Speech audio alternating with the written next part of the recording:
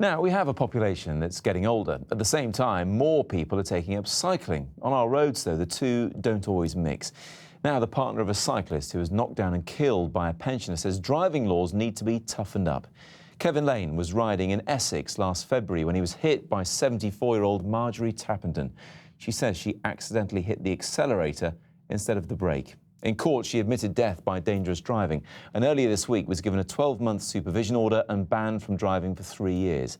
Kevin's partner, Angela Cook, says she thinks the sentence is a joke and wants older drivers to take tougher tests. I spoke to her earlier on. I know Kevin cycled a lot. He was incredibly good at it, wasn't he? He used to be semi-professional when he was younger. Used to go out on training rides 3 times a week, 70-mile training ride. Would never go on holiday without his bike. We went on holiday to Tenerife in 2013 and he just cycled up the volcano every day. That's all he wanted to do. So apart from you, it was his life, really, getting on the bike? Yeah, if he wasn't cycling, he was researching or watching the Tour de France on TV, or actually all the cycle races on TV, going out to them to watch them, everything.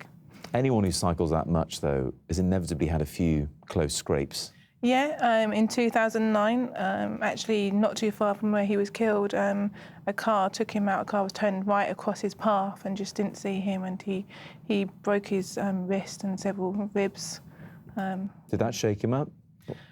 Yes, it did. I basically told him I wanted him to stop cycling because I didn't want him to get hurt. But as far as he was concerned, he had every right to be on the roads and to cycle safely. What was it like the day when you heard what had happened to him? I knew he was on his training ride, so I knew he should take about 3.5 to 4 hours to get back. And I got back about 8 o'clock that evening, and I hadn't heard from him when he wasn't home. And I was obviously very worried, so I started, calling the hospitals. I then called the police because he hadn't come back, and they said they were going to send someone around to do a missing persons report, which I didn't think was unusual. And then about half an hour later, I got the knock on the door to tell me that he'd been killed. He'd been hit by Marjorie Tappenden, who, in a merging course, had got confused between the brake pedal and the accelerator. Yes. When did you find that out? That night when the detective came round, he basically explained to me that they thought she'd got pedal confusion.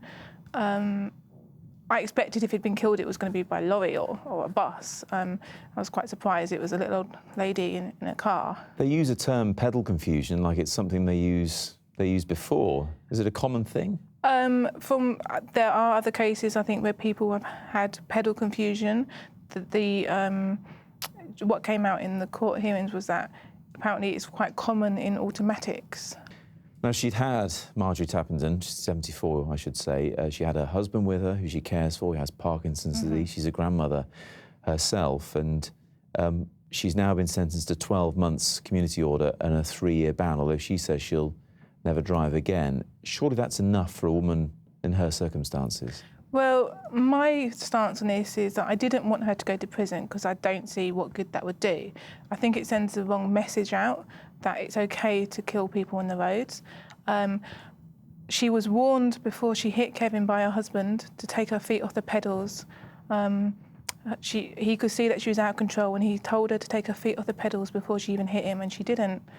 And she kept pressing her foot on the accelerator while Kevin was under the car. She did a massive U-turn in the car, taking him up the curb while he was under the car, and the only reason she stopped is because she crashed into a bollard. As far as I'm concerned, she wasn't fit to be driving that day. I don't think it was just it's not an excuse to just said, I hit the wrong pedal. She wasn't fit to be driving. She had a warning beforehand to say that she should be taking her feet off the pedals. I think she needed to get a suspended sentence. I think if she had been 30 years younger, she should have been expecting a prison sentence. There are more than 400,000 drivers over the age of 70 in the UK, and currently they only have to reapply for a licence every 3 years after that age. Do you think that's enough? No, I don't. I think they need to be maybe having some sort of reaction test or maybe even a retest at that age. There need to be medicals to ensure that you know, their eyesight is okay and that they're actually fit to be driving, but they need to have some sort of reaction test. As you said, Kevin, in his early 50s, he'd been cycling, well, forever, helped a lot of people get into cycling and manage their bikes. What have those people finally said to you about this? I mean, you know, Kevin was the expert. He used to help people on their bikes. He used to tune their bikes up for them. He used to always be encouraging people to get on their bikes and cycle, including myself, though it didn't really always work. And, you know, they've said if it can happen to Kevin, it can happen to absolutely anyone. Angela, thanks very much. Thank you.